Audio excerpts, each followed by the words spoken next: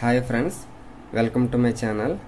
ఈరోజు మనం నిన్నటి వరకు చెప్పుకున్న 25 క్వశ్చన్లు మ్యాథ్స్ మారదాన్ క్లాస్ కంటిన్యూగా ఇప్పుడు 26వ క్వశ్చన్ నుంచి 50 వరకు ఇంకొక 25 క్వశ్చన్ల పాటు మనం మ్యాథ్స్ని డిస్కషన్ చేద్దాం. ఇందులో మీరు కరెక్ట్గా ఈ వీడియో మొత్తం చూస్తే వీడియో లాంగ్ రన్లో ఉన్నా సరే మనకి ప్రతి బిట్ నుంచి కూడా చాలా ఎక్కువ ఇన్ఫర్మేషన్ తెలుసుకొని ఉంటుంది. కాబట్టి ఇది మీకు చాలా యూజ్ఫుల్ అవుతుంది. ఈ టైంలో ఇంకొక 2-3 రోజుల్లో రాయబోయే టెట్కి కూడా చాలా యూజ్ అవుతుంది. కాబట్టి ఈ వీడియోని స్కిప్ చేయకుండా చూడండి.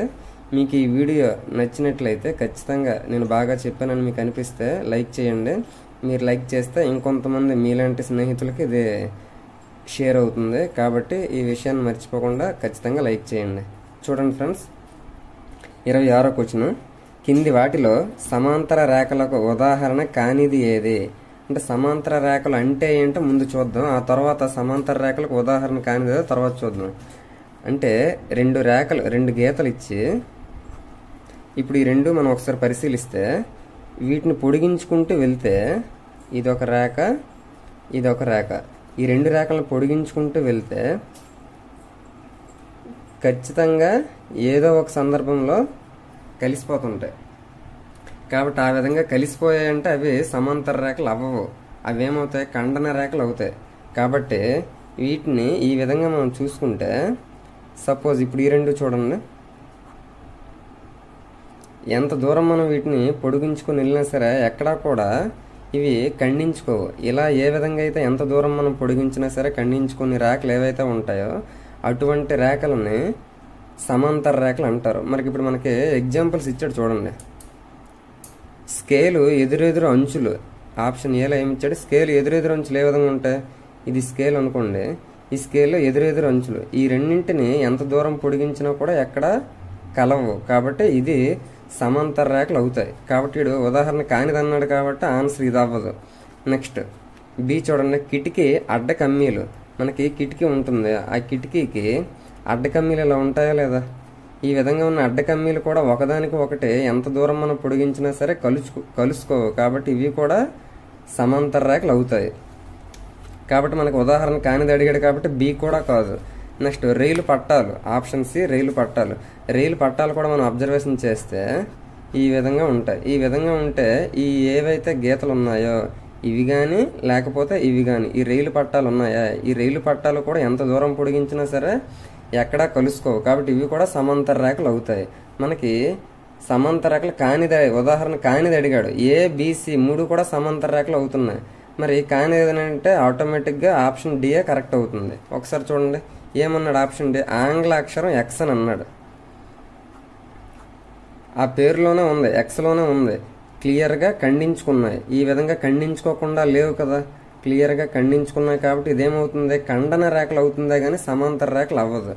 కాబట్టి సమాంతర రేఖలు ఉదాహరణ కానిది ఏదని అడిగితే డి కరెక్ట్ ఆన్సర్. నెక్స్ట్ 27వ క్వశ్చన్ చూడండి.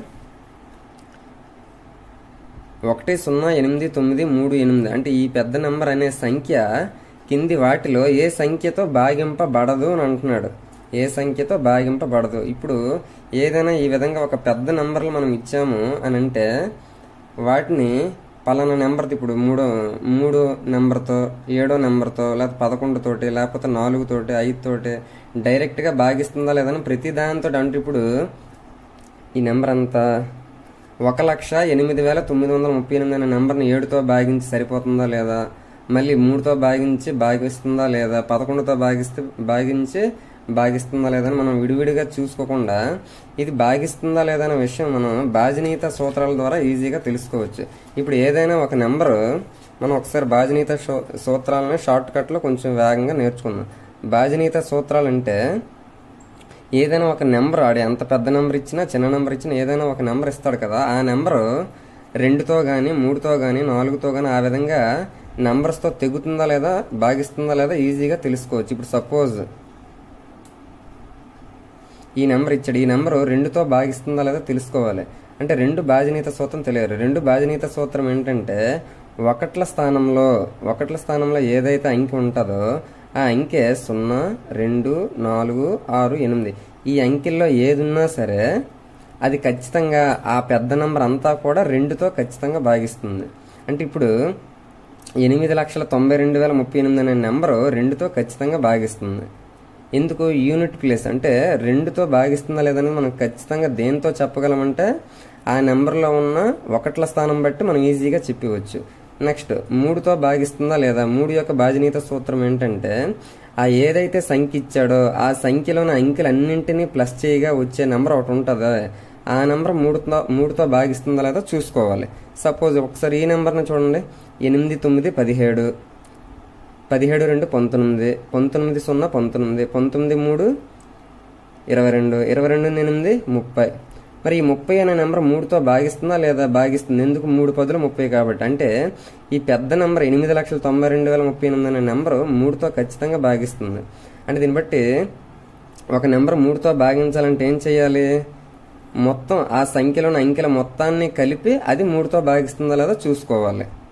నెక్స్ట్ 4 యొక్క భాజనీయత సూత్రం ఏంటంటే ఏదైతే సంఖ్య ఇచ్చాడో ఆ సంఖ్యలో చివర 2 అంకెలు అంటే 1లు 10లు ఏదైతే ఈ సంఖ్య ఉందో, అంటే ఇక్కడ ఏముంది? 38 ఉంది. ఈ 38 అనే నెంబరు 4తో భాగిస్తుందా లేదా?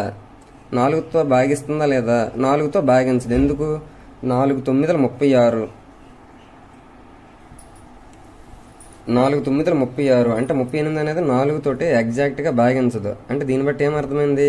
ఈ మొత్తం నెంబర్ ఏదైతే ఉందో అది కూడా 4తో భాగించదు.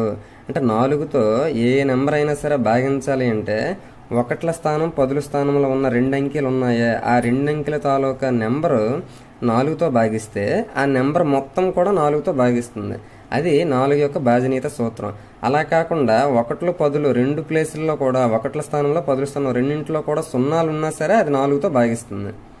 అంటే మనకు 4తో భాగించాలి అంటే 1లు 10ల స్థానాల్లో 0 ఉన్నా భాగిస్తుంది, లేదా 1లు 10ల స్థానంలో ఉన్న నెంబర్ ఏదైతే ఉందో ఆ నెంబర్ 4తో భాగిస్తే ఖచ్చితంగా ఆ మొత్తం నెంబర్ కూడా 4తో భాగిస్తుంది. అది 4 యొక్క భాజనీయత సూత్రం. నెక్స్ట్ ఏంటి? 5 యొక్క భాజనీయత సూత్రం. 5 యొక్క భాజనీయత సూత్రం ఏంటంటే ఒకట్ల స్థానం పైన ఆధారపడి ఉంటుంది. ఇచ్చిన నెంబర్ తాలూకా ఒకట్ల స్థానంలో ఏముంది? ఇక్కడ 8 ఉంది. 8 ఉందా లేదా? ఆ 8 అనేది 5తో భాగిస్తుందా? భాగించదు. అంటే ఈ నెంబర్ మొత్తం కూడా 5తో భాగించదు. అంటే 5తో ఏ నెంబర్ అయినా సరే భాగించాలి అంటే ఒకట్ల స్థానంలో 0 గాని 5 గాని ఉండాలి. ఈ 2 అంకెల్లో ఏదో ఒక అంకె ఒకట్ల స్థానంలో ఉంటేనే ఆ మొత్తం నెంబర్ అనేది 5తో భాగిస్తుంది. అర్థమైందండి? ఇక్కడ ఏదైతే నెంబర్ ఇచ్చాడో ఆ నెంబర్లో ఒకట్ల స్థానంలో 8 ఉంది, 0 గాని 5 గాని లేవు. కాబట్టి ఆ నెంబర్ అనేది ఆ మొత్తం నెంబర్ అనేది 5తో భాగించదు.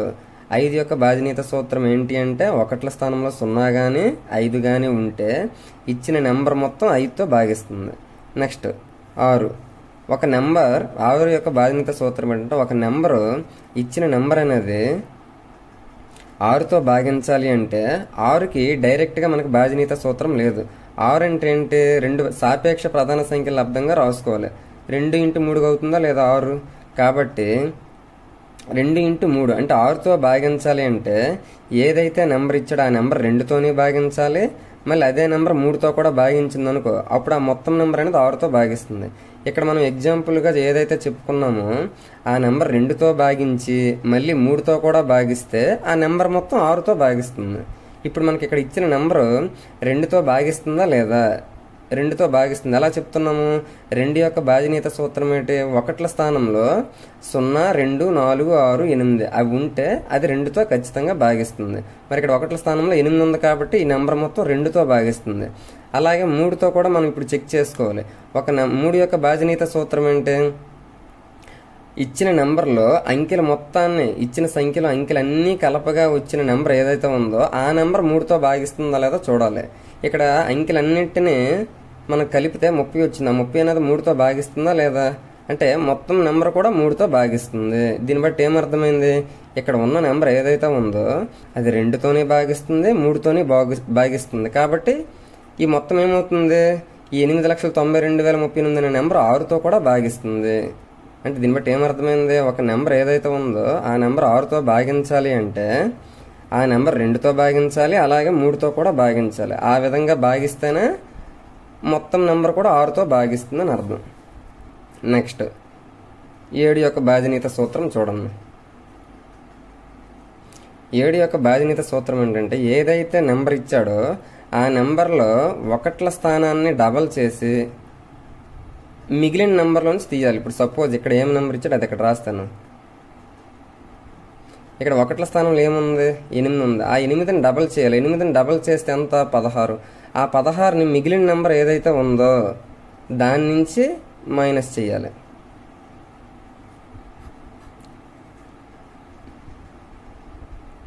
పదమూడులో నుంచి 6 తీస్తే 7, ఇక్కడ 9 ఉంటుంది. 9లో నుంచి 1 తీస్తే 8, ఇక్కడ 1 ఉంటుంది. 1, 9, 8. సేమ్ మళ్ళీ ఇదే ప్రాసెస్. ఒకట్ల స్థానంలో ఏదైతే ఉందో దాన్ని డబల్ చేయాలి. అంటే ఎంత? 7ని డబల్ చేస్తే 14. ఆ 14ని మిగిలిన నెంబర్లో నుంచి తీసివ్వాలి. 8లో నుంచి 4 తీస్తే 4, 0, 9, 8. ఇప్పటికి కూడా మనం ఇది 7తో భాగిస్తుందా లేదా అనేది అంత ఈజీగా చెప్పలేము. కాబట్టి సేమ్ మళ్ళీ అదే ప్రాసెస్ ఫాలో అవ్వాలి. ఒకట్ల స్థానంలో ఏదైతే ఉందో దాన్ని డబల్ చేసి ఎంత వస్తుంది? 4ని డబల్ చేస్తే ఎంత వస్తుంది? 8 వస్తుంది. ఆ 8ని మైనస్ చేయాలి మిగిలిన నెంబర్లో నుంచి. 10లో నుంచి 8 తీస్తే 2, 8 ఉంటుంది. 8, 8. ఇంకా మనం ఈజీగా అలా తగ్గించుకుంటూ వస్తే అవుతుందో లేదో ఈజీగా తెలిసిపోద్ది. మళ్ళీ ఒకట్ల స్థానంలో 2 ఉంది. 2ని డబల్ చేస్తే 4 అవుతుంది. ఆ 4ని మిగిలిన దాంట్లో నుంచి తీయాలి. 84. 84 అనేది 7తో భాగిస్తుందా లేదా? 7 ఒకట్ల 7, ఇంకా 1 ఉంది. 1 పక్కన 4 ఉందంటే 14. 7 రెళ్ళు 14 అంటే 12 ఏళ్ళ 84 అని సరిపోయిందా లేదా? అంటే ఇక్కడ ఏదైతే నెంబర్ వచ్చిందో, ఏదైతే నెంబర్ వాడు ఇచ్చాడో ఆ నెంబర్ మొత్తం కూడా 7తో కూడా భాగిస్తుంది. ఆ విధంగా 7 యొక్క భాజనీయత సూత్రం అంటే ఏంటంటే ఇచ్చిన నెంబర్ని ఒకట్ల స్థానంలో ఏదైతే ఉందో దాన్ని డబల్ చేసి మిగిలిన నెంబర్ నుంచి మైనస్ చేయాలి. అలా పెంచుకుంటూ అలా తగ్గించుకుంటూ చివరికి నీకు ఎక్కడి వరకు అయితే 7తో భాగించడం ఈజీ అవుతుందో అంతవరకు చేసుకుంటూ వస్తే ఆ నెంబర్ అనేది 7తో భాగిస్తుందా లేదనేది ఈజీగా చెప్పగలవు. ఇప్పుడు 8 యొక్క భాజనీయత సూత్రం చూడండి. 8కి కావాలంటే ఇచ్చిన నెంబర్ ఏదైతే ఉందో, ఏదైతే నెంబర్ ఉందో ఆ నెంబర్లో 1, 10, 100 ఆ 3 అంకెలు ఉన్నాయే ఆ మొత్తం కూడా 3తో భాగించాలి. అంటే చివరి 3 అంకెలు ఏవైతే ఉంటాయో ఇక్కడ ఏది ఇచ్చాడు? 0, 3, 8. ఇక్కడున్న 1, 10, 100 స్థానంలో ఉన్నది ఇది. ఇది 8తో భాగిస్తే ఆ నెంబర్ ఏదైతే ఉందో మొత్తం నెంబర్ కూడా 8తో భాగిస్తుంది. మరి ఇక్కడ 38 అనేది 8తో భాగిస్తుందా? భాగించదు. అంటే ఈ నెంబర్ మొత్తం కూడా 8తో భాగించదు. దీన్ని బట్టి ఏమర్థమైంది? 8 యొక్క భాజనీయత సూత్రం అంటే ఏంటంటే ఎంత పెద్ద నెంబర్ ఇచ్చినా అందులో 1, 10, 100 స్థానంతో ఏర్పడిన సంఖ్య 8తో భాగిస్తే లేదా ఆ 1, 10, 100 స్థానం అన్నింటిలో కూడా సున్నాలు ఉంటే, అంటే 1, 10, 100 3 స్థానాల్లో కూడా 0 ఉంటే ఆ నెంబర్ ఖచ్చితంగా 8తో భాగిస్తుంది. లేదా ఇచ్చిన నెంబర్లో 1, 10, 100 స్థానంతో ఏర్పడే సంఖ్య ఉంటుంది కదా, ఆ సంఖ్య 8తో భాగించినా ఆ మొత్తం నెంబర్ 8తో భాగిస్తుంది. ఆ విధంగా 8తో భాగించాలంటే 1, 10, 100 ఆ సంఖ్య చూసుకోవాలి. నెక్స్ట్ 8 అయిపోయింది. ఇప్పుడు 9 యొక్క భాజనీయత సూత్రం. సేమ్ 9 యొక్క భాజనీయత సూత్రం అంటే ఏంటంటే ఏదైతే నెంబర్ ఇస్తాడో ఆ ఇందాక 3కి ఏ విధంగా చేసామో, ఒక సంఖ్య 3తో భాగించాలంటే అంకెలన్నింటినీ మొత్తం చేసి అది 3తో భాగిస్తే ఆ నెంబర్ మొత్తం 3తో భాగిస్తుంది అనుకున్నాం కదా. సేమ్ 9కి కూడా అంతే. ఇచ్చిన సంఖ్యలోని అంకెలన్నింటినీ కలిపి ఆ నెంబర్ 9తో భాగిస్తే ఆ సంఖ్య మొత్తం కూడా 9తో భాగిస్తుంది. ఇప్పుడు ఈ సంఖ్యలోని అంకెలన్నింటినీ మొత్తం చేస్తే ఎంత వచ్చింది? 30 వచ్చింది. ఆ 30 అనేది 9తో పూర్తిగా భాగిస్తుందా? భాగించదు. ఎందుకు? 9 3 27, 9 4 36. 30 అనేది 9వ ఏకంలో ఎక్కడ రాదు. అంటే 30 అనేది 9తో భాగించదు. 9తో భాగించాలి అంటే ఆ సంఖ్యలోని అంకెలన్నీ కూడా కలిపితే వచ్చిన నెంబర్ ఏదైతే ఉందో అది 9తో భాగించాలి. అప్పుడు అది 9తో భాగిస్తుందని అర్థం. 9 యొక్క భాజనీయత సూత్రం అదే. 9 తర్వాత ఏంటి? 10. ఆ 10 యొక్క భాజనీయత సూత్రం అంటే ఏదైతే నెంబర్ ఇస్తాడో ఆ నెంబర్లో ఒకట్ల స్థానంలో ఏదైతే ఉంటుందో, ఒకట్ల స్థానంలో 0 ఉంటే ఖచ్చితంగా ఆ నెంబర్ అంతా కూడా 10తో భాగిస్తుంది. ఒకట్ల స్థానంలో 0 కాకుండా ఇంకా ఏ అంకె ఉన్నా కూడా ఆ నెంబర్ మొత్తం కూడా 10తో భాగించదు. ఇంకా ఇక్కడ సపోజ్ ఆడిచ్చిన నెంబర్ ఏంటి? ఒకట్ల స్థానంలో ఏముంది? 8 ఉంది. ఒకట్ల స్థానంలో 0 ఉంటేనే ఆ నెంబర్ మొత్తం భాగిస్తుంది అని చెప్పాను. ఇక్కడ మరి ఒకట్ల స్థానంలో ఏముంది? 8 ఇచ్చాడు. 8 ఇచ్చాడంటే అది 10తో భాగించదు. ఈ నెంబర్ మొత్తం కూడా 10తో భాగించదు అని అర్థం. అంటే ఒక నెంబర్ 10తో భాగించాలంటే ఒకట్ల స్థానంలో 0 ఉంటే సరిపోతుంది. అది. నెక్స్ట్ 11 చూడండి. ఇప్పుడు 11 చూడండి. ఇచ్చిన సంఖ్య ఎంత పెద్దదైనా సరే అది 11తో భాగిస్తుందా లేదా మనం ఈజీగా చెప్పొచ్చు.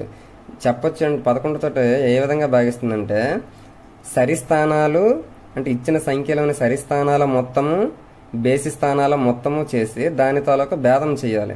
ఇప్పుడు ఇక్కడ ఇచ్చిన నెంబర్ ఏంటి? 8, 9, 2, 0, 3, 8. ఇందులో సరిస్థానాలు ఏవి? ఇవి సరిస్థానాలు. వీటిని మొత్తం చేయాలి. ఆ సరిస్థానాలన్నింటినీ మొత్తం చేయాలి. 3, 2, 5, 5, 8, 5, 8, 13 అలా ఉంచండి. నెక్స్ట్ ఇప్పుడు బేసి స్థానాలు 1, 3, 5 స్థానాలు 8. ఇప్పుడు ఇవి కలపాలి. 8, 0. 8కి 0 కలిపితే 8, 8కి 9 కలిపితే 17. ఇప్పుడు సరిస్థానాలన్నీ కలిపితే 13 వచ్చింది. బేసి స్థానాలన్నీ కలిపితే 17 వచ్చింది.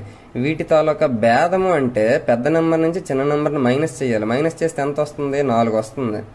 మనకి ఈ విధంగా మనం భేదం కట్టిన తర్వాత ఎప్పుడైనా కూడా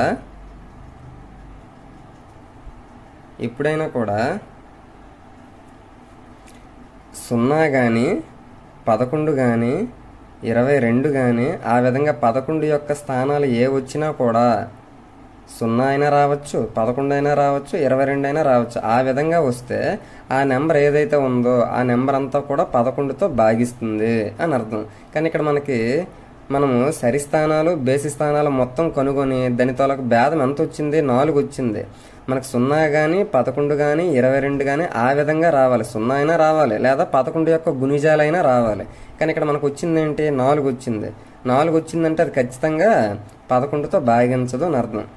అంటే మనకు 11 యొక్క భాజనీయత సూత్రం ఇంకొకసారి మనం కరెక్ట్గా చూస్తే సరిస్థానాలన్నింటినీ కలపాలి, ఆ తర్వాత బేసి స్థానాలన్నింటినీ కలపాలి, వాటి తాలూకా భేదము అంటే పెద్ద నెంబర్ నుంచి చిన్న నెంబర్ని మైనస్ చేస్తే వచ్చే నెంబర్ ఏదైతే ఉంటుందో ఆ నెంబర్ 0 అయినా అవ్వాలి లేదా 11 అయినా అవ్వాలి లేదా 11 యొక్క గుణిజాలు 22, 33 ఆ విధంగానైనా అవ్వాలి. అటువంటప్పుడు మాత్రమే ఇచ్చిన నెంబర్ అంతా కూడా 11తో భాగిస్తుంది.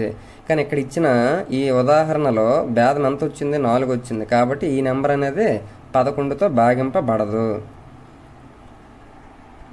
మనం ఇప్పుడు కూడా భాజనీయత సూత్రాలు 11 వరకు తెలుసుకుంటే చాలు. మనకు అడిగేటప్పుడు ఇప్పుడు కూడా మ్యాక్సిమం భాజనీయత సూత్రాలు 11 వరకే అడుగుతాడు.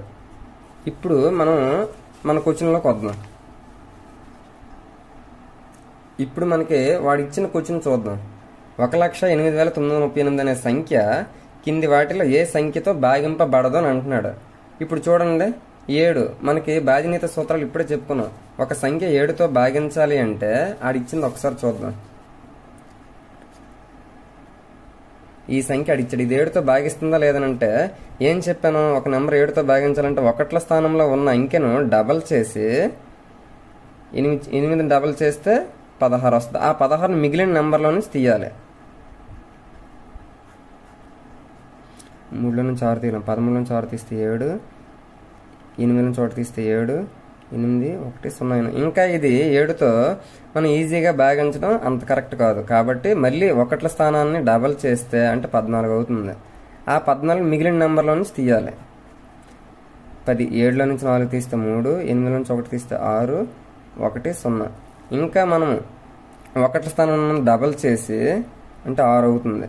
6ని మిగిలిన నెంబర్లో నుంచి తీయాలి. 106లో నుంచి 6 తీస్తే 100. 100 అనేది 7తో భాగిస్తుందా? భాగించదు. కాబట్టి ఇక్కడ ఇచ్చిన ఏదైతే నెంబర్ ఉందో ఆ నెంబర్ అనేది 7తో భాగించదు.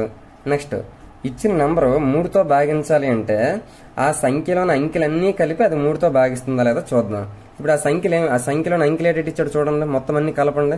1కి 0 కలిపితే 8, 8కి 1కి 0 కలిపితే 1, 1కి 8 కలిపితే 9, 9కి 9 కలిపితే 18, 18కి 3 కలిపితే 21, 21కి 8 కలిపితే 29, 29 అయింది. 29 అనేది 3తో భాగిస్తుందా?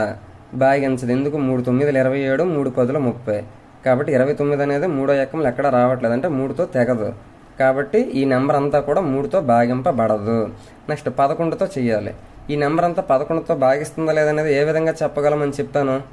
ఆ ఇచ్చిన సంఖ్యలో సరిస్థానాల మొత్తము బేసి స్థానాల మొత్తము చేసి దాని తాలూకా భేదం కనిపెట్టాలి. ఇప్పుడు మనకి ఇచ్చిన నెంబర్ ఏంటి? ఈ నెంబర్ తాలూకు సరి స్థానాలు అంటే ఏంటి? 2వ స్థానము, 4వ స్థానము, 6వ స్థానం. వీటిని మొత్తం చేయాలి. 3, 8, 11.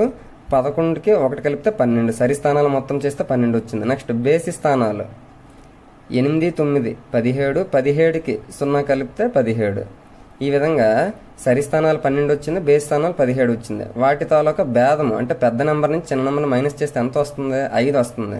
మనకి ఒక నెంబర్ 11తో భాగించాలి అంటే వాటి తాలూకా భేదం 0 కానీ లేదా 11 యొక్క గుణిజాలు ఉంటాయి కదా, 11, 22, ఆ విధంగా ఉంటే ఆ నెంబర్ 11తో భాగిస్తుంది అని చెప్పాం. కానీ మనకి ఇక్కడ భేదం ఏమొచ్చింది? 5 వచ్చింది. అంటే ఈ ఇచ్చిన నెంబర్ అనేది 11తో కూడా భాగించదు. అంటే దీన్ని బట్టి ఏమర్థమైంది? 7తో భాగించదు, 3తో భాగించదు, 11తో కూడా భాగించదు. అంటే ఈ 3తోటి భాగించదు. అందుకని ఆప్షన్ ఏమవుతుంది? పైవన్నింటితో కూడా భాగించదు. Option D correct. నెక్స్ట్ 28వ క్వశ్చన్ చూడండి. కింది వాటిలో వివృత పటం ఏది? వివృత పటము, సంవృత పటము. సంవృత అంటే ఏంటంటే సంవృత, వివృత. సంవృత అంటే ఇచ్చిన పటాన్ని ఎక్కడా కూడా గ్యాప్ లేకుండా క్లోజ్ చేసి ఉండడం, దాన్ని సంవృత అంటారు. ఇలాంటివి ఏవైనా సరే సంవృత పటాల కిందకి వస్తాయి, ఎందుకంటే ఎక్కడా కూడా గ్యాప్ లేదు. కానీ వివృత పటాలంటే ఏంటి? ఇది వివృత పటం. ఎందుకు? ఇక్కడ గ్యాప్ వచ్చింది. అలాగే ఇది వివృత పటం, ఇది వివృత పటం. ఈ విధంగా గ్యాప్లు ఎక్కడైనా వచ్చి క్లోజ్ అవ్వకుండా ఉన్నది అంటే అది వివృత పటం అవుతుంది. వీడు అడిగిందేంటి? కింది వాటిలో వివృత పటం ఏది అని అడిగాడు. మరి త్రిభుజం అనేది సంవృత పటం. ఎందుకు? అన్ని వైపులా మూస్తుంది. ఇక్కడ జెడ్ చూడు, జెడ్ అనేది అన్ని వైపులా మూసుందా? తెరిచి ఉన్నది. కాబట్టి వివృత పటం ఏదవుతుంది? బి అవుతుంది. సి దీర్ఘచతురస్రం కూడా సంవృత పటమే, వృత్తం కూడా సంవృత పటమే. కాబట్టి వివృత పటం ఏది? B correct answer. నెక్స్ట్ 29 చూడండి. కిరణంకి అంత్య బిందువులు ఎన్ని? కిరణానికి అంత్య బిందువులు అని అడుగుతున్నాడు. ఇంతకీ కిరణాన్ని ఏ విధంగా మనం గీయాలి అని అంటే, ఇది కిరణం అంటే ఒక బిందువు దగ్గర స్టార్ట్ అయ్యి అనంతమైన దూరం ప్రయాణిస్తుంది. దీన్ని కిరణము అని అంటారు. మరి ఈ కిరణానికి అంత్య బిందువులు ఎన్ని ఉన్నాయి? అటువైపు కిరణాలు వెళ్తున్నాయి కానీ దానికి అంత్య బిందువు అంటూ ఏది చెప్పలేం. కానీ స్టార్టింగ్ పాయింట్ అనేది ఒకటి ఉందా లేదా? కాబట్టి ఆ చివరి వైపు మనకు బిందువు ఎక్కడ ఉన్నదో చెప్పలేం. కానీ ఈ చివరి వైపు ఒక బిందువు ఉందని చెప్తున్నాం. కాబట్టి కిరణానికి అంత్య బిందువులు ఎన్ని, చివరి బిందువులు ఎన్ని అని అంటే ఎన్ని? 1. కేవలం ఇది మాత్రమే 1 అవుతుంది. అలా కాకుండా సరళ రేఖ అయితే అసలు అంత్య బిందువులు అనేవి ఉండవు. మరి రేఖాఖండానికి అంత్య బిందువులు 2 ఉంటాయి. బిందువుకి అసలు అంత్య బిందువులు అనేవి ఉండవు. కిరణానికి 1 అంత్య బిందువు ఉంటుంది, రేఖకు అసలు అంత్య బిందువులు అనేవి ఉండవు, రేఖాఖండానికి అంత్య బిందువులు 2 ఉంటాయి. కాబట్టి మనకు అడిగింది కిరణానికి అంత్య బిందువు 1. కిరణంకి అంత్య బిందువులు ఎన్ని? 1. Option A correct answer. Next 30 చూడండి. ఒక భుజం యొక్క పొడవును ఖచ్చితంగా కొలవడానికి వాడే పరికరం అంటే, ఇప్పుడు ఫర్ సపోజ్ ఇప్పుడు దీని పొడవుని, ఇప్పుడు ఇది ఒక భుజం ఉంది, దీని పొడవును మనం ఖచ్చితంగా కొలవాలి అంటే దేనితో కొలవగలమని అంటే, ఒకసారి చూడండి, స్కేల్తో కొలవచ్చు కానీ ఖచ్చితంగా కొలవలేము. ఎందుకంటే దృష్టిలోపం అనేది జరగచ్చు. మనం ఒక యాంగిల్తో చూస్తే అక్కడ కొలత అనేది కరెక్ట్గా కొలవలేము. వృత్తలేఖంతో వృత్తాలను గీయాలి, అంతేగాని పొడవలను కొలవలేము. కోణమానంతో ఏదైనా కోణం అనేది ఎన్ని డిగ్రీలు ఉందో మనం కోణమానంతో చెప్పగలం, అంతేగాని పొడవును కొలవలేం. విభాగినితో మాత్రమే పొడవును ఖచ్చితంగా కొలవగలము. మనం కంపాస్ బాక్స్లో ఒకసారి అబ్జర్వేషన్ చేస్తే విభాగిని అంటే ఏంటంటే ఈ విధంగా ఒకటి ఉంటుంది, దాన్ని నీకు ఇచ్చిన పొడవులు బట్టి అడ్జస్ట్మెంట్ చేసుకొని కరెక్ట్గా చూసుకొని దీన్ని తీసుకెళ్ళి మనం ఖచ్చితంగా స్కేల్ మీద పెడితే దాని దూరం ఎంత ఉందో మనకు కరెక్ట్గా అర్థమవుతుంది. కాబట్టి పొడవును ఖచ్చితంగా కొలవడానికి వాడే పరికరం ఏదంటే విభాగిని. Very very important. నెక్స్ట్ 31వ క్వశ్చన్ చూడండి. ఒక మనిషి ఉత్తరం వైపు నిలబడి ఉన్నాడు, అతను 90 డిగ్రీల ఎడమ వైపు తిరిగితే ఏ దిక్కున ఉంటాడు అని అంటున్నాడు. ఇది టైప్ ఆఫ్ రీజనింగ్ టైప్లా ఉంది క్వశ్చన్. మనం ఒకసారి అబ్జర్వేషన్ చేస్తే మనకు దిక్కుల కోసం ఫస్ట్ తెలియాలి. ఈ విధంగా 4 దిక్కులు ఉంటాయి. పైన ఉండేది ఉత్తరం, ఉత్తరానికి ఆపోజిట్లో దక్షిణం, ఉత్తరానికి కుడివైపు తూర్పు, ఉత్తరానికి ఎడమ వైపు పడమర. ఈ విధంగా ఉంది. వాడేమన్నాడు? ఒక మనిషి ఉత్తరం వైపు నిలబడి ఉన్నాడు. అంటే మనిషి నిలబడేవాడు ఉత్తరం వైపు చూస్తూ ఉన్నాడు, అంటే ఉత్తరంకి ఎదురుగా ఉన్నాడు. అతను 90 డిగ్రీలు ఎడమ వైపు తిరిగితే, అంటే ఇప్పుడు ఈ రెండింటి మధ్య కోణం ఎంత ఉంటుంది? ఖచ్చితంగా 90 డిగ్రీ. ప్రతి రెండు దిక్కుల మధ్య కోణం 90 డిగ్రీలు ఉంటుంది. ఆ విధంగా 4 దిక్కుల మధ్యలో ఉన్న కోణాలు మొత్తం కలిపితే 360 డిగ్రీలు అవుతుంది. మనకి ఇప్పుడు ఏమన్నాడు? ఉత్తరంకి ఎదురుగా ఉంటూ 90 డిగ్రీలు మాత్రమే తిరగమన్నాడు.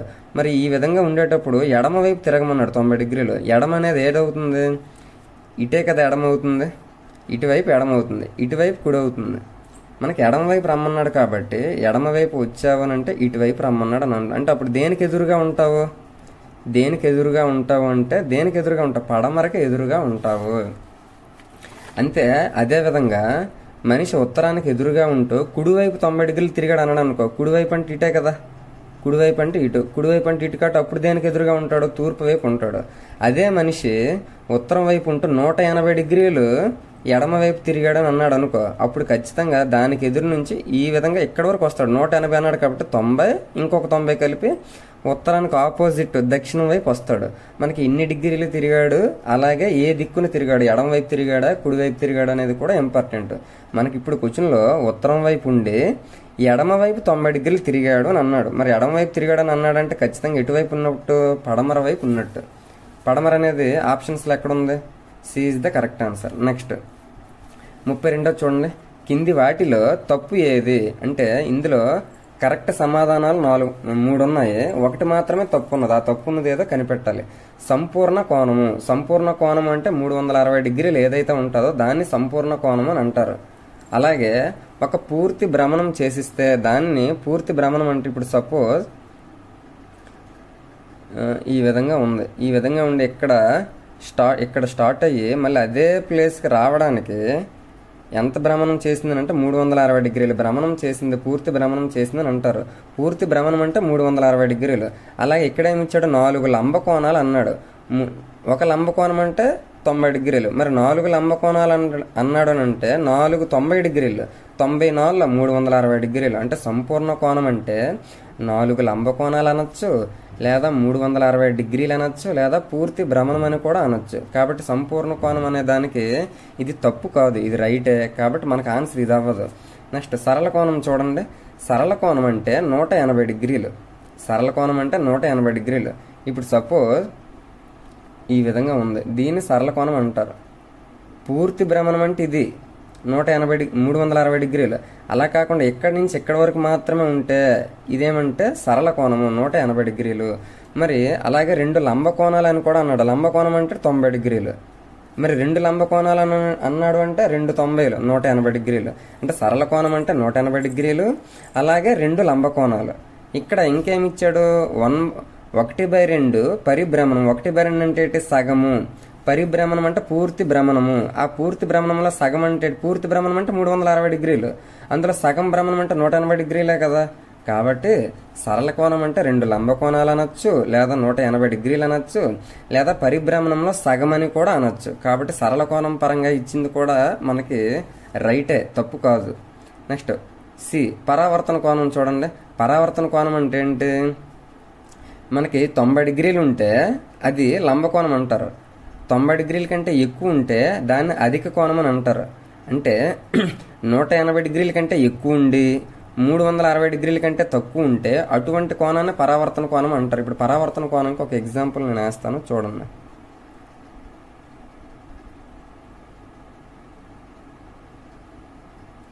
ఇది పరావర్తన కోణంకి ఎగ్జాంపుల్ అవుతుంది. ఎందుకు? మనకి ఈ బాక్స్, ఈ ముక్క ఏదైతే ఉందో ఇది సరళ కోణంలా ఉంది కాబట్టి ఇది 180 డిగ్రీలు. 180 డిగ్రీలు దాటి వెళ్తుందంటే 180 కంటే ఎక్కువ. అలాగే 360 డిగ్రీలు పూర్తికి కూడా అయిపోలేదు అంటే 360 కంటే తక్కువ. 360 కంటే తక్కువ ఉండాలి, 180 కంటే ఎక్కువ ఉండాలి. ఆ విధంగా ఉండేదాన్ని పరావర్తన కోణం అని అంటారు. కాబట్టి ఇది కూడా రైటే. మరి 3 రైట్లు అయ్యంటే ఖచ్చితంగా ఏది తప్పు? 4వదే తప్పు. దానికోసం కూడా మనం ఒకసారి చూస్తే లంబకోణ సమద్విబాహు త్రిభుజంలో కోణాలు 90 డిగ్రీలు, 60 డిగ్రీలు, 30 డిగ్రీలు అని అన్నాడు. లంబకోణం అంటే ఖచ్చితంగా 90 డిగ్రీలు ఉంటుంది. అలాగే సమద్విబాహు త్రిభుజం అని అన్నాడు. సమద్విబాహు అంటే ఏంటి? 3 భుజాలలో 2 భుజాలు ఖచ్చితంగా సమానంగా ఉంటాయి. ఒకసారి ఇక్కడ లంబకోణ సమద్విబాహు త్రిభుజం వేస్తాం చూడండి. ఇక్కడ ఖచ్చితంగా ఎంత ఉంటుంది? 90 డిగ్రీలు ఉంటుంది. మరి ఇది 90 ఉందంటే ఈ 2 భుజాలు సమానంగా అయినప్పుడు ఆ భుజాలకు ఎదురుగా ఉన్న కోణాలు కూడా సమానం అవుతాయి. మరి త్రిభుజంలోని 3 కోణాలు మొత్తం 180 డిగ్రీలు. ఆ 180 డిగ్రీల్లో ఇక్కడ లంబకోణం 90 డిగ్రీలు అయిపోయింది. ఇంకెన్ని డిగ్రీలు ఉంది? ఇంకా 90 డిగ్రీలు. ఆ 90 2 సమాన ముక్కలుగా విడిపోవాలి అంటే ఇక్కడ 45 ఉండాలి, ఇక్కడ 45 ఉండాలి. అంటే లంబకోణ సమద్విబాహు త్రిభుజంలో కోణాలు ఎలా ఉండాలి? 90, 45, 45. ఆ విధంగా ఉంటేనే అది లంబకోణ సమద్విబాహు త్రిభుజం అవుతుంది. కానీ ఈడేమి ఇచ్చాడు? 90, 60, 30 అని ఇచ్చాడు. ఇది లంబకోణ త్రిభుజం అవుతుందే గాని లంబకోణ సమద్విబాహు త్రిభుజం అనేది అవ్వదు.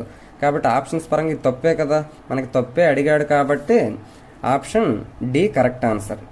నెక్స్ట్ 33 చూడండి. సమాన పొడవులు గల సమాంతర చతుర్భుజము. సమాంతర చతుర్భుజం అంటే ఏంటి? ఈ విధంగా ఉంటుంది సమాంతర చతుర్భుజం. సమాంతర చతుర్భుజం ఈ విధంగా ఉంటుంది. అంటే ఎదురెదురు భుజాలు సమానము మరియు సమాంతరాలు.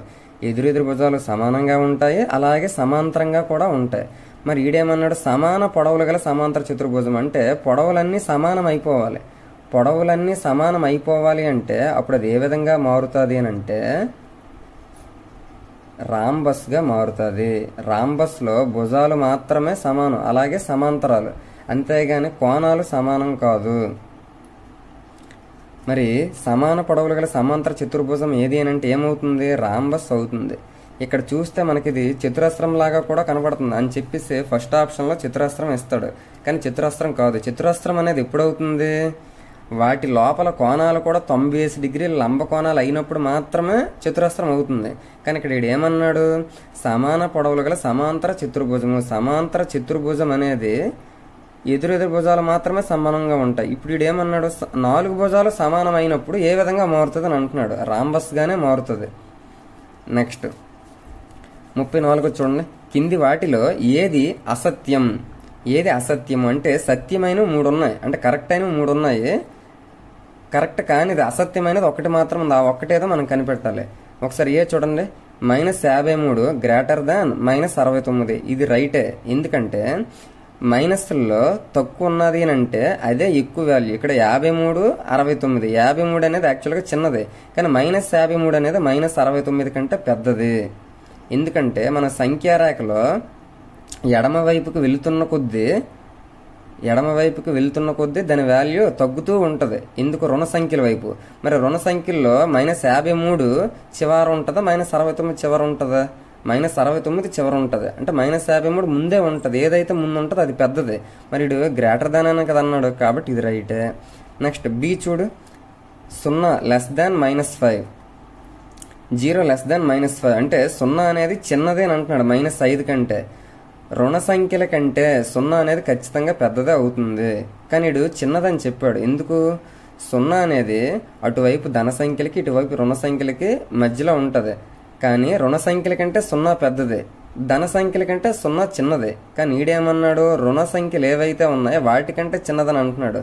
కాబట్టి ఇదే తప్పు. మనకేది అడిగాడు? అసత్యమే అడిగాడు. కాబట్టి బి కరెక్ట్ ఆన్సర్. నెక్స్ట్ ఇంకొకసారి సి కూడా చూడండి. -5 గ్రేటర్ దాన్ -15. -5 అనేది -15 కంటే పెద్దది. ఇది కూడా నిజమే. D 100 greater than -100. 100 అనేది -100 కన్నా పెద్దది. కాబట్టి ఇది కూడా కరెక్టే. మనకి కరెక్ట్ కానిది అసత్యం అడిగాడు కాబట్టి బి అనేది ఇక్కడ మనకు ఆన్సర్. నెక్స్ట్ 35 చూడండి. 25కి సంకలన విలోమం. 25కి సంకలన విలోమం అంటే ఇప్పుడు ఏదైనా ఒక నెంబర్ ఇచ్చి ఆ నెంబర్కి ఏ నెంబర్ని మనం ప్లస్ చేస్తే 0 వస్తుందని అంటున్నాడు. ఎందుకంటే 0ని సంకలన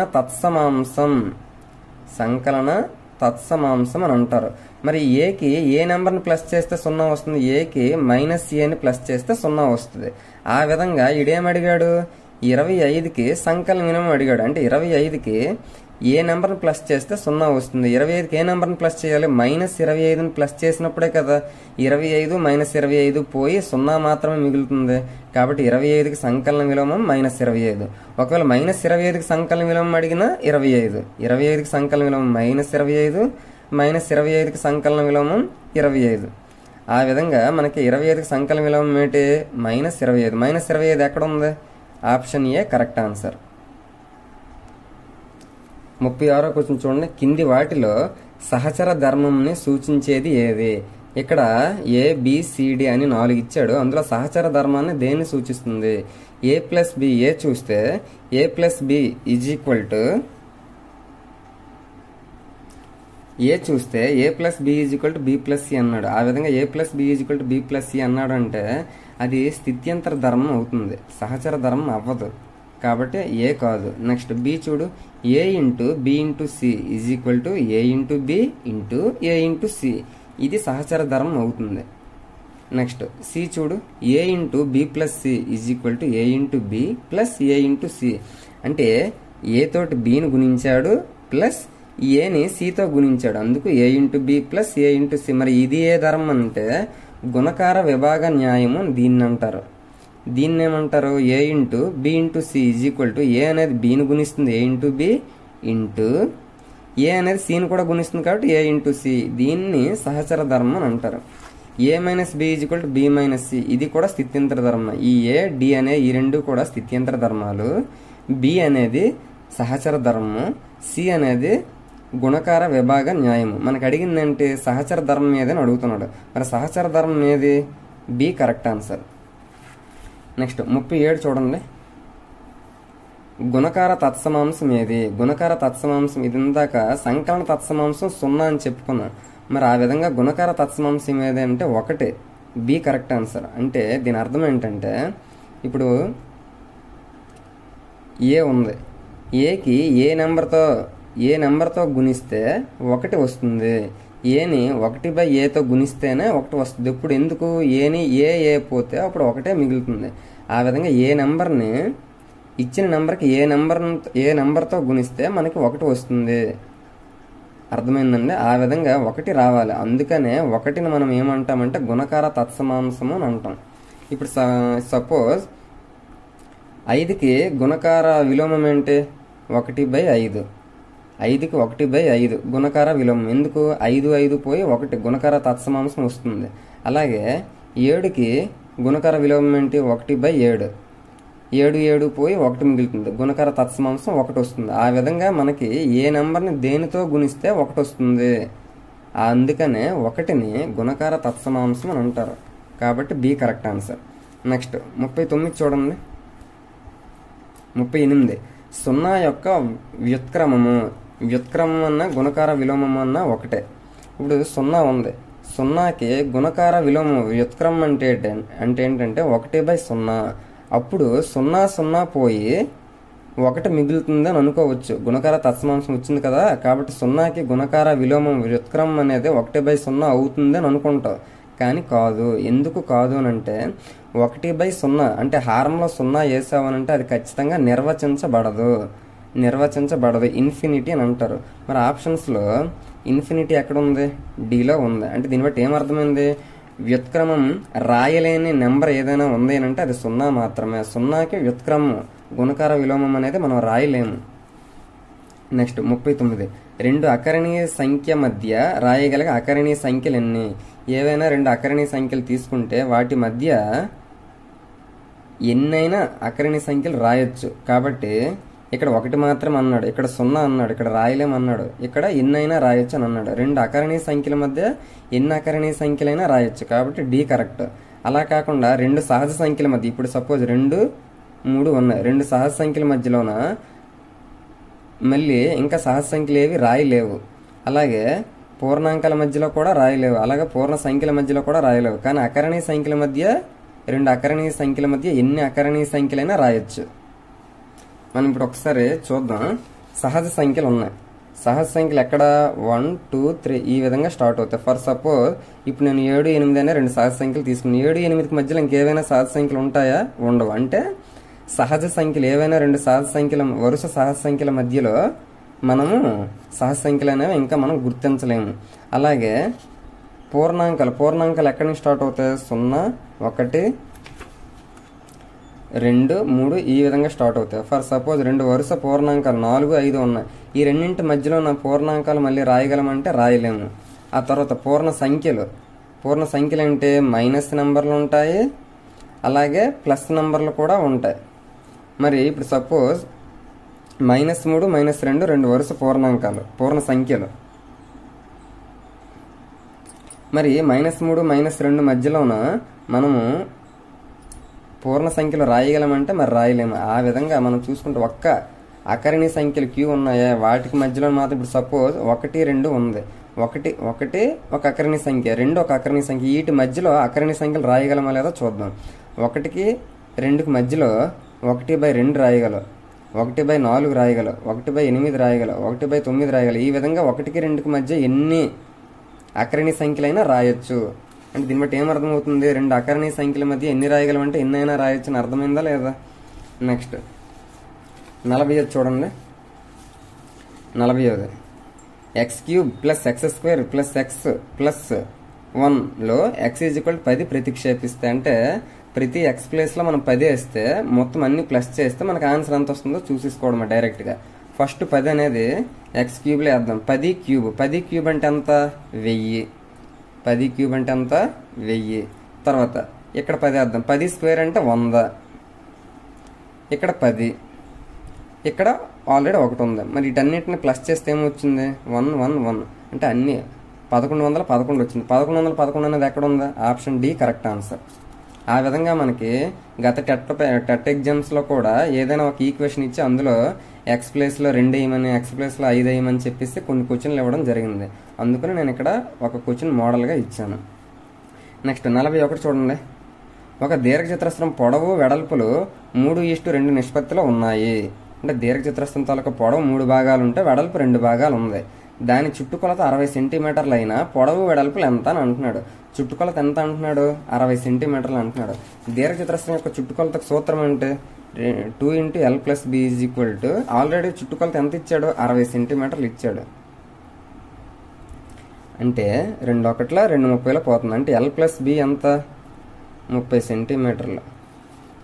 ఈడు L + B అంటే పొడవు వెడల్పు మొత్తం 30 సెంటీమీటర్లు. అంటే ఇక్కడ పొడవు ఎన్ని భాగాలు 3 భాగాలు, వెడల్పు ఎన్ని భాగాలు 2 భాగాలు. ఆ విధంగా 5 భాగాలు అంటే పొడవు 3 భాగాలు వెడల్పు 2 భాగాలు కలిపితే 5 భాగాలు ఎంత అంటున్నాడు 30 అంటున్నాడు. మనకి దాన్ని బట్టి ఒక భాగం ఎంత, 5 భాగాలు 30 అయినప్పుడు ఒక భాగం ఎంత 5 × 6 చేస్తాను కదా, 5 6 30 వస్తుంది. ఆ విధంగా 1 × 6 చేస్తే ఒక భాగం ఎంత వస్తుందంటే 6 వస్తుంది. మనకి ఇప్పుడు పొడవు ఎన్ని భాగాలు 3 భాగాలు, ఒక భాగం 6 అయినప్పుడు 3 భాగాలు 3 6లు 18 అంటే L 18. అలాగే వెడల్పు ఎన్ని భాగాలు 2 భాగాలు, ఒక భాగం అంటే 6, 2 భాగాలు అంటే 2 6లు 12 అంటే పొడవు 18 సెంటీమీటర్లు, వెడల్పు 12 సెంటీమీటర్లు. ఆ విధంగా పొడవు వెడల్పులు 18 12 ఎక్కడున్నాయి, 18 12 ఆప్షన్ ఏలోనే ఉంది. Option A is the correct answer. Next 42 చూడండి. 3 వరుస పూర్ణ సంఖ్యల మొత్తం 63 అయినా ఆ సంఖ్యలు ఏవి. 3 వరుస పూర్ణ సంఖ్యలు. మనం ఇక్కడ ఆప్షన్స్ బట్టి కూడా దీన్ని ఈజీగా చెప్పచ్చు. ఏ 3 నెంబర్లను కలిపితే మనకు 63 వస్తుందో అదే ఆన్సర్ అవుతుంది. ఎందుకు 3 వరుస నెంబర్లే ఇచ్చాం అన్ని ఆప్షన్స్లో కూడా. ఆ పూర్ణ సంఖ్యలు మొత్తం చేస్తే అంటే అన్నింటిని కలిపిస్తే 63 ఎక్కడ వచ్చిందో చూసుకోవాలి. మన ఆప్షన్స్ ప్రకారంగా చూస్తే 19 20 21 21 19 40 40కి 20 కలిపితే 60 అయింది. అంటే ఇది కాదు. 20 21 41 41కి 22 కలిపితే 63. అంటే ఆప్షన్స్ ప్రకారంగా చూసుకుంటే ఇది అయ్యింది కాబట్టి ఆన్సర్ ఇదే. కానీ ప్రాసెస్ ప్రకారంగా చూసుకుంటే 3 వరుస పూర్ణ సంఖ్యలు అన్నాడు. ఫస్ట్ మొదటి నెంబర్ని మొదటి సంఖ్యని x అనుకో, ఆ తర్వాత సంఖ్య ఏమవుతుంది x + 1 అవుతుంది. ఆ తర్వాత సంఖ్య ఏమవుతుంది x + 2 అవుతుంది. 3 వరుస పూర్ణ సంఖ్యలు అంటే ఇవే కదా, x + 1 x + 2. మరి వాటి తాలూకు మొత్తం అంటే ప్లస్ ఎంత అంటున్నాడో 63 ఇచ్చాడు ఆడే. మరి ఇప్పుడు వీటిని బట్టి x కనుక్కుంటే తెలిసిపోతుంది. x 3xలు ప్లస్ ఇక్కడ 1 ఇక్కడ 2 1 + 2 అంటే 3. ఇక్కడ +3 అటువైపు వెళ్తే -3 అవుతుంది. 63లో నుంచి 3 మైనస్ చేస్తే 60 ఉంటుంది. అప్పుడు x = ఇక్కడ 3 xకి గుణిస్తుంది, అటువైపు వెళ్తే భాగిస్తుంది. 60/2 60/3 60/3 అంటే ఎంత 20. అంటే x విలువ 20 వచ్చింది. x విలువ 20 వచ్చింది. x + 1 తర్వాత నెంబర్ 21, x + 2 తర్వాత నెంబర్ 22. ఆ విధంగా 20 21 22 ఆప్షన్స్ బట్టి చెప్పొచ్చు, లేదా ఈ విధంగా ప్రొసీజర్ బట్టి కూడా మనం చెప్పొచ్చు. నెక్స్ట్ 43 చూడండి. పంచభుజిలో గీయగలిగే కర్ణాల సంఖ్య. పంచభుజి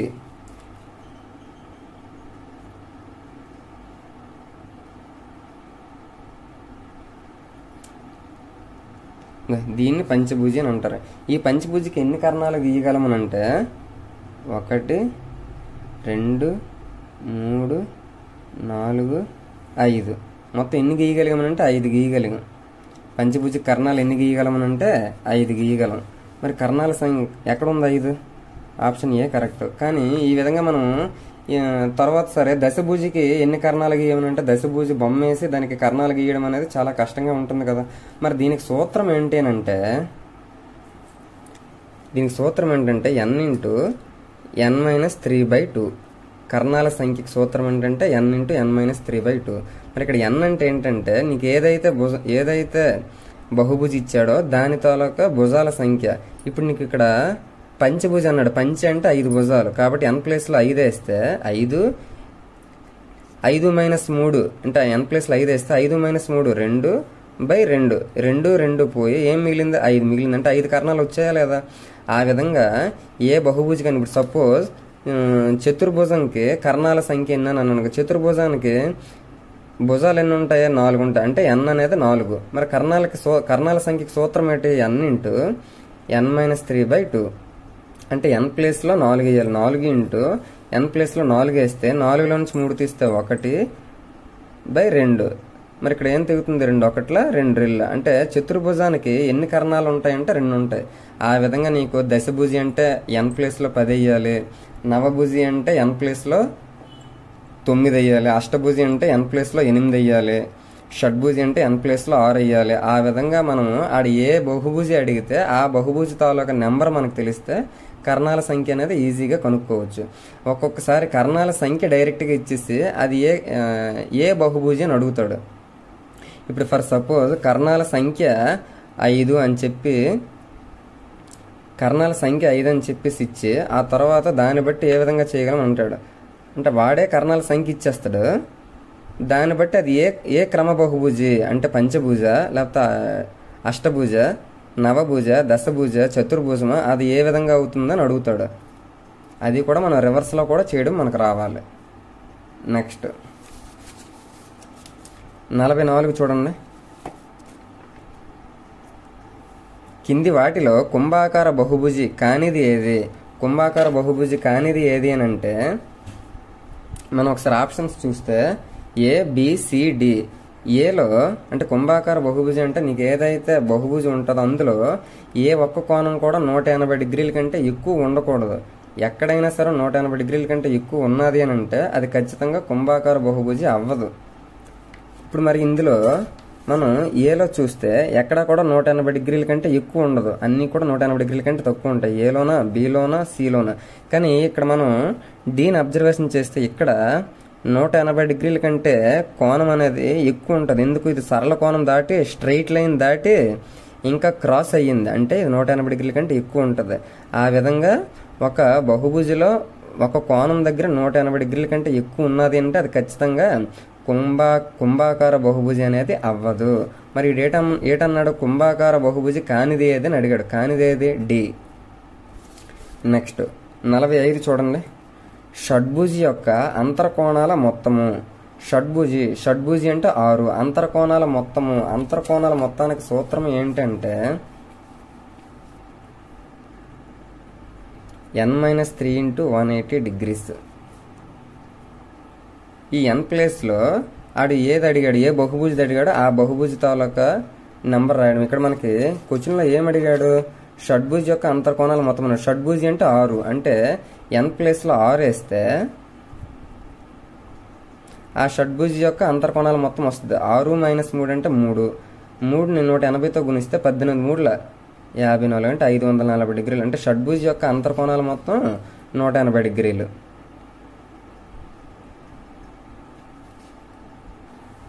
క్షమించాలి, సూత్రం అది కాదు. n-2 × 180 degrees. ఫర్ సపోజ్ మనకి తెలిసిందంటే త్రిభుజంలోని కోణాలు మొత్తం 180 డిగ్రీలు అని తెలుసు. దీంట్లో భుజాలు ఎన్ని ఉన్నాయి? 3 ఉన్నాయి.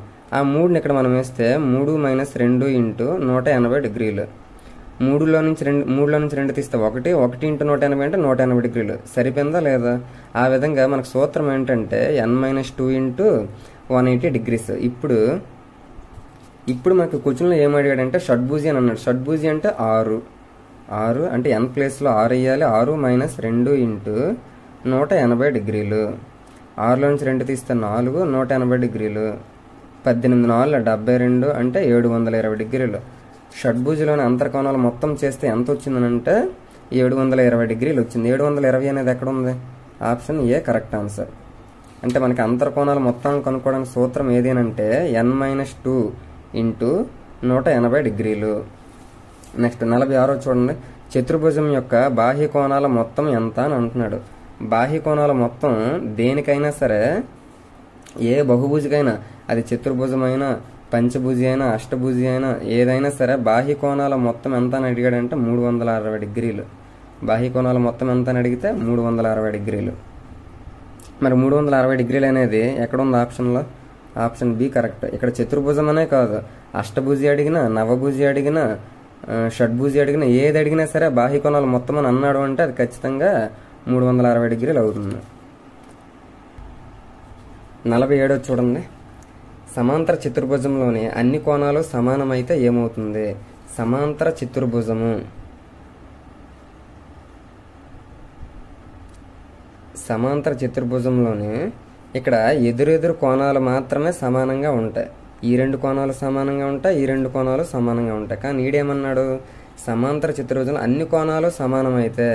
అన్ని కోణాలు సమానం అంటే అప్పుడు ఆటోమేటిక్గా అది ఏ విధంగా మారుతుంది? ఇక్కడ 90, ఇక్కడ 90, ఇక్కడ 90, ఇక్కడ 90 అంటే 4 దగ్గరలో కూడా 90 డిగ్రీలుగా మారుతుంది. అప్పుడు అది ఏమయ్యింది?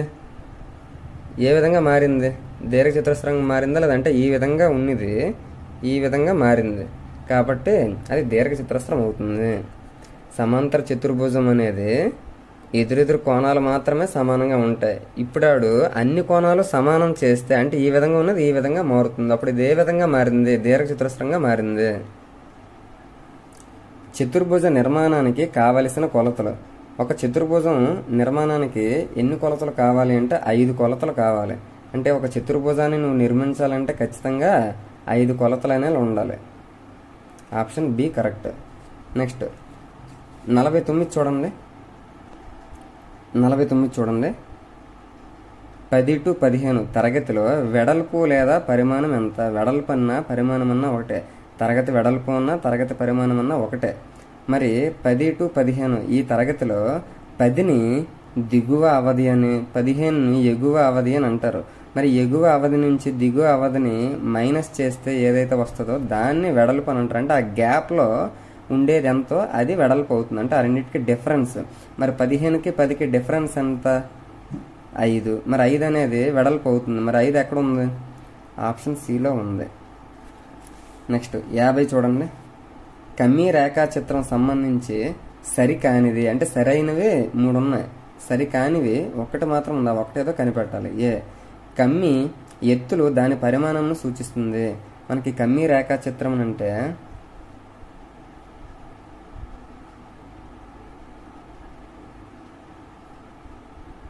ఈ విధంగా ఉంటాయి. కమ్మీ రేఖాచిత్రాలు అంటే కమ్మీ ఎత్తులు దాని పరిమాణాన్ని సూచిస్తుంది. అంటే ఇప్పుడు అన్నిటికంటే ఇది హైట్గా ఉందంటే ఇక్కడ దీని తాలూకా అభివృద్ధి అనేది ఎక్కువగా ఉందని అర్థం. పరిమాణాన్ని సూచిస్తుంది కాబట్టి కమ్మీ ఎత్తులు పరిమాణాన్ని సూచిస్తుంది. ఇది రైటే.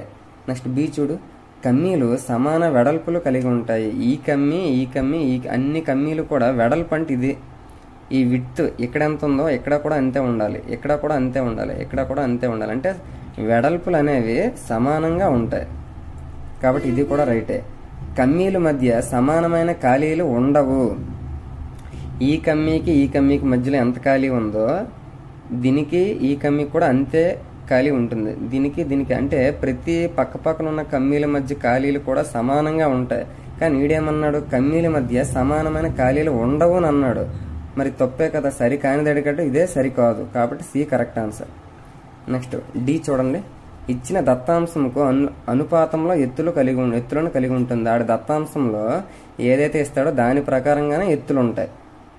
ఇప్పుడు అన్నిటికంటే ఇక్కడ ఎత్తుగా ఉందంటే మనకి ఇచ్చిన దత్తాంశంలో అన్నిటికంటే దీని పరిమాణం ఎక్కువ అని అర్థం. ఇచ్చిన దత్తాంశంకు అనుపాతంలో అంటే అక్కడ ఏ విధంగా అయితే ఇస్తాడో ఆ విధంగానే ఇక్కడ ఎత్తులు చూపించాలి. కాబట్టి ఇది కూడా రైటే. మనకి సరి కానిది అడిగాడు కాబట్టి సి అనేది ఇక్కడ కరెక్ట్ ఆన్సర్.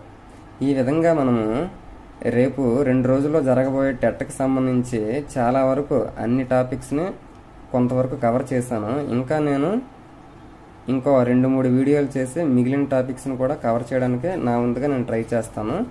2 రోజుల్లో మీరు అందరూ రాయబోయే టెట్ ఎగ్జామ్ అందరికీ ఆల్ ది బెస్ట్. ఆ విధంగా డిసెంబర్లో జరగబోయే డిఎస్సి ఎగ్జామ్ కూడా ఇంతే విధంగా బాగా కష్టపడి ఉపాధ్యాయ వృత్తిలోకి వస్తారని కోరుకుంటున్నాను. ఈ వీడియో మీకు నేను చెప్పే ఎక్స్ప్లెనేషన్ నచ్చిందంటే ఖచ్చితంగా లైక్ చేయండి, మీ ఫ్రెండ్స్ కూడా షేర్ చేయండి. Thank you. ఛానల్ని సబ్స్క్రైబ్ కూడా చేయండి.